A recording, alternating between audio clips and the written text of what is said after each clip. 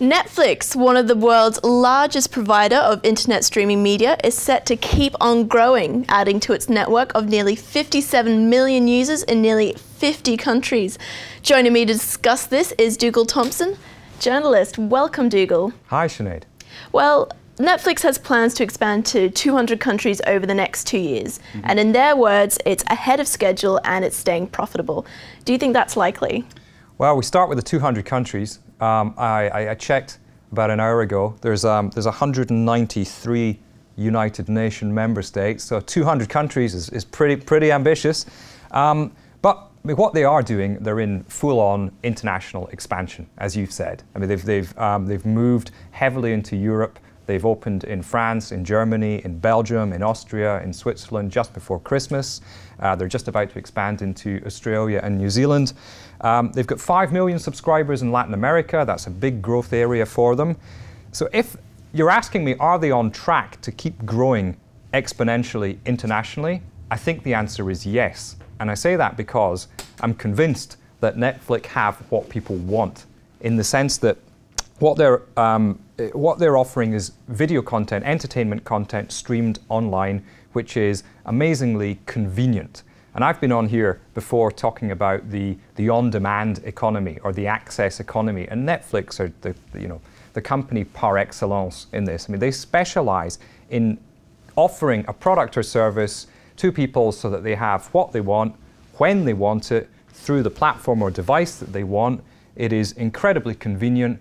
And with more and more video content being watched online, online TV is only going to go one way. It's just going to keep going up and up and up. And because Netflix can compete so well on the quality of the content, the range of content, and the price, I think they're going to do very, very well. I think they're going to keep on growing.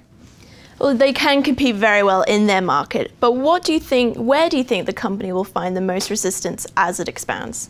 Well, China, which they alluded to in their the press release this week, it's the big prize, but it's also going to be the toughest nut to crack. China is, as well as being a billion plus potential consumers, unfortunately for Netflix, it's very heavily regulated, and perhaps nowhere more so than the broadcasting sector. And the Chinese authorities seem to be considering online streaming companies the same way as they do broadcasters.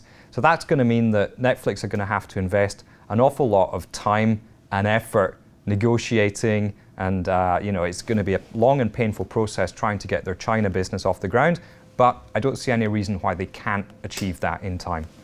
Yeah, so China is a bit of a block for them, and there's also strong competition from HBO's newly announced Go streaming service, and there's offerings from CBS as well.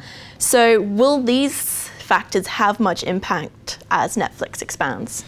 Well, you mentioned HBO and CBS. I think that when they're moving into online streaming, it will have an impact for them, a positive impact, because it's going to take those companies away from what I see as a doomed business model of the old pay TV model of cable and satellite, where people are locked into long-time subscriptions that they just don't work anymore in this on-demand economy.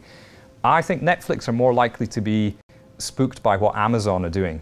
I mean, Amazon offered something very similar to Netflix through their Prime video stream service, and they don't give the numbers away, but they did admit that they've got tens of millions of subscribers. And Amazon, like Netflix, are investing very heavily in original content. They've just signed up Woody Allen to write and direct a new TV series. So these companies are investing hugely into programming content. They want to make sure that they've got the best offer in the market.